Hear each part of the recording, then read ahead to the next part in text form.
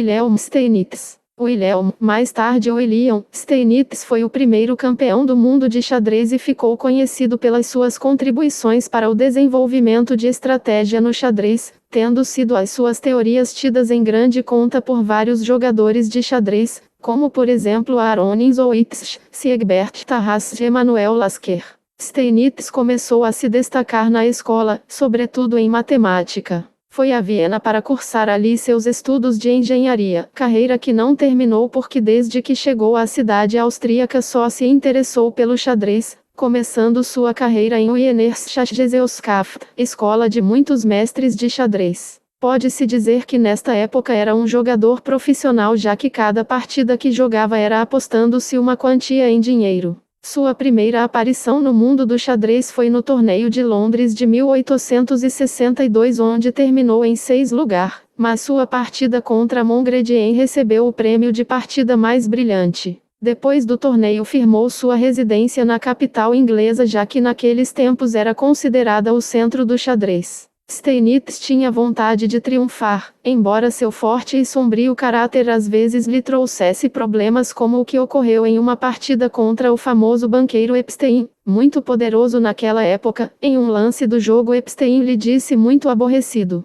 "Jovem, tenha cuidado, você não sabe com quem está falando?" Ao que o atrevido Wilhelm respondeu: "O sei perfeitamente, você é Epstein, mas no xadrez Epstein sou eu." Isto naquela época era uma grave falta de respeito, mas assim era Steinitz, que sempre era acompanhado do seu mau humor que lhe faria ter muitas inimizades. Em outra ocasião, à pergunta de se ia ganhar em um forte torneio, Steinitz respondeu: "De saída tenho grande vantagem, pois sou o único que não tem que enfrentar a Steinitz." Em 1874 começa a escrever na revista inglesa de xadrez TFL, onde analisava partidas da época. Aqui se pode dar a conhecer suas novas ideias sobre o xadrez que logo lhe fariam triunfar. No começo Steinitz quis ser brilhante no seu jogo, era a tendência da época, onde os ídolos eram Morphy e Andersen. Suas partidas foram tão notáveis que foi apontado como o Morphy austríaco. Sua fama ia aumentando sem parar e sua vitória no match contra Andersen em 1866, pelo que foi proclamado campeão do mundo, venceu por 8-6, contribui ainda mais para isso.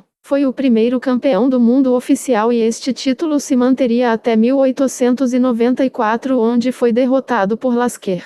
Ninguém havia conseguido manter sua coroa durante tantos anos seguidos, 28. Ganhou 7 matches pelo trono mundial, o mencionado com Andersen, 8-6, em 1866, contra Zukertort, 9-3, em 1872, contra Blackburn, 7-0, em 1876, outra vez contra Zukertort, 12-5, 7-5, em 1886, contra Tigorini, 10-5, 6-5, em 1889, contra Gunsberg, 10-5, 8-5, em 1890 e de novo com Tigorini, 12-5, 10-5, em 1892. O começo do título de campeão do mundo não foi nada claro, muita gente não reconhecia Steinitz como campeão mundial, um deles era Zukertort, o jogador mais forte da época anterior a Steinitz, que depois de vencer no torneio de Londres de 1883 se autoproclamou campeão do mundo, já que nesse torneio estiveram os melhores jogadores da época, incluindo Steinitz. O austríaco não podia consentir isto, por isso lutou para que se disputasse um match para definir a quem corresponderia o cetro mundial. Este teve lugar em 1886 e Steinitz venceu com bastante claridade, apesar de perder 4 das 5 primeiras partidas. A opinião do mesmo Steinitz sobre seu longo reinado foi: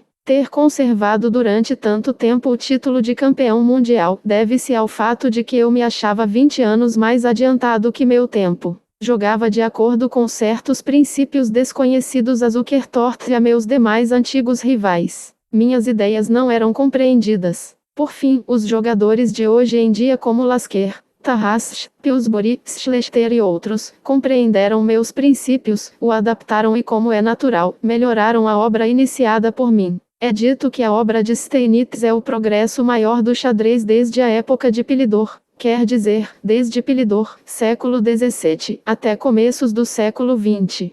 Steinitz foi o fundador da escola moderna e sua maior realização foi criar a estratégia do meio-jogo da partida. Depois de seu começo como jogador de ataque, Steinitz passou a ser um jogador menos arriscado, mais tático e sólido, mas com uma grande força no tabuleiro. E que, quando lhe apresentava a ocasião certa, fazia espetaculares combinações e deixava grandes partidas para a história. Foi o primeiro jogador a dar importância às aberturas fechadas, onde não se pode fazer um jogo tão vistoso como o de Morphy, especialista em jogar aberturas abertas. Por isso seu jogo se tornou mais conservador, pois também lhe serviu para alcançar muitas vitórias e ser o dominador do xadrez durante 30 anos. Está claro que o estilo de jogo de cada jogador é a prolongação de sua personalidade no tabuleiro. Steinitz era um homem de caráter muito sério e irritante, de fato criticou muito o jogo de Morphy, nunca mostrou simpatia por ele, coisa que não foi muito boa naquela época onde este era um ídolo.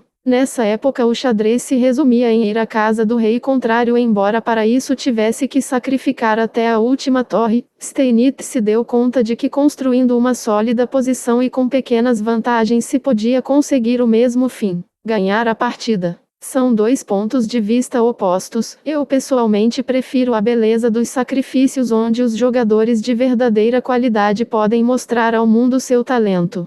Steinitz resumiu em 6 pontos a maneira de levar uma partida no meio-jogo. Primeira, construção de uma posição sólida. A. Uso quase exclusivo das aberturas fechadas. B. Ausência de sacrifícios e em geral jogadas de brilho que carecem de solidez. C. Economia de trocas de peças e peões. D. Predomínio dos ataques lentos ou de longa preparação. Segunda, acumulação de pequenas vantagens. Steinitz fez ver a vantagem do bispo sobre o cavalo que até esse momento se consideravam peças de igual potência. Terceira, formação de pontos débeis no campo inimigo e utilização dos mesmos. Pontos débeis. Um peão dobrado ou isolado, peça isolada ou mal desenvolvida. Quarta, o ataque não se deve dirigir exclusivamente ao flanco onde está o rei. Quinta, assegurar o triunfo final refere-se a ter uma forte preparação nos finais, coisa que naquela época não era muito habitual. Sexta, estratégia expectante, ou seja, a prática de suas teorias sobre o jogo posicional. Estes postulados eram um decreto contra o xadrez de ataque e contra o espetáculo. Eu pessoalmente não sou partidário desta forma de jogo porque dá como fruto partidas chatas e muitos encontros que finalizam em empate.